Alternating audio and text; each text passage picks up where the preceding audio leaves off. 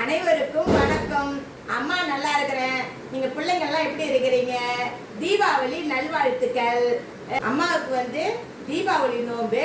எங்களுக்கு பாத்தீங்கன்னா கோயில் கலசம் தான் எங்களுக்கு. அதனால அம்மா கோயில்ல போய் காலையில 6 மணிக்கெல்லாம் போய் நான் நோன்பு எடுத்துட்டு வந்துடுவேன்.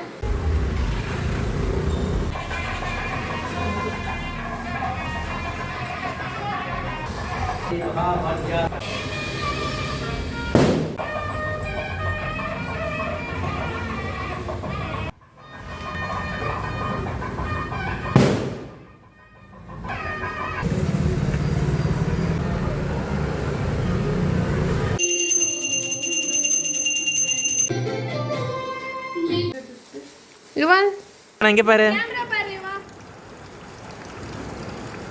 இந்த தீபாவளிக்கு எடுக்கிற நோம்பு வந்து கௌரி நோம்புன்னு சொல்லுவாங்க. இது பாத்தீங்கன்னா ரொம்ப விரதம் இருந்து நம்ம சுமங்கலிக்கு நமக்கு வீடு சுவிச்சமா இருக்கும், நல்லா நல்லா இருக்கணும்ன்றதுக்காக இது ரொம்ப விரதம் இருந்து எடுக்கிற நோம்பு இது. நாங்கள் சட்டியில் எடுக்கிற பழக்கம் தான் எங்களுக்கு. இந்த சட்டி உள்ள என்ன இருக்குன்னு நாங்கள் எண்ணிக்கை பழக்கம் எங்களுக்கு 21 தான் எல்லாமே எண்ணிக்கை பழக்கம். இதை பாருங்க, இதில் பார்த்தீங்கன்னா விபூதி உருண்டை, சந்தன உருண்டை, மஞ்சள், பாக்கு, வெத்தலை, வாழைப்பழம் எல்லாமே இதில் எண்ணிக்கையாக இருக்கும். நாங்கள் வைக்கிற கவுர் பார்த்தீங்கன்னா இந்த கவுர் தான் எங்களுக்கு பழக்கம். யார் அமாவாசை நோம்பு இருக்கிறவங்க, தீபாவளி நோம்பு இருக்கிறவங்க அந்த மாதிரி எடுப்பாங்க. நாங்கள் அமாவாசை பிறக்கிறதுக்கு முன்னாடியே தீபாவளி நோம்பு எடுத்துருவோம். ஏன்னா அந்த அம்மாட்ட போய் கோயில் கலசம் தான் எங்களுக்கு.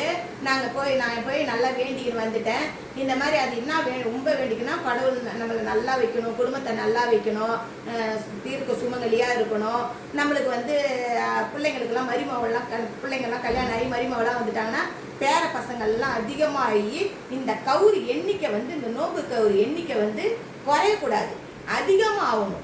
அது இப்போ எதுனால அதிகமாகும்? பேர பசங்க பிறக்க தான் இது அதிகமாகும். மருமக வந்துட்டாங்கன்னா அதிகமாகும்.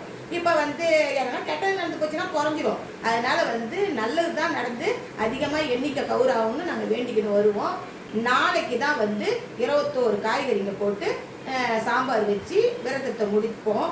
அதுகளுக்கும் சேர்த்து அந்த கௌரி அம்மாக்கிட்ட எங்கள் பிள்ளைங்களாம் எல்லாம் நல்லா இருக்கணும், எனக்கு சப்ஸ்கிரைபர் எல்லாரும் எங்களுக்கு எல்லாரும் நல்லா இருக்கணும்னு நான் வேண்டிக்கின்னு வந்திருக்கிறேன். நீங்கள் எல்லாம் நல்லா இருப்பீங்க. கடவுள் புண்ணியத்தில் எந்த குறையும் இருக்கக்கூடாது. உங்களுக்கும் தீபாவளியை சிறப்பாக கொண்டாடுங்க. குழந்தைங்க எல்லாமே படாசு பார்த்து ஜாக்கிரதையாக பார்த்து கொண்டாடுங்க. பாய்.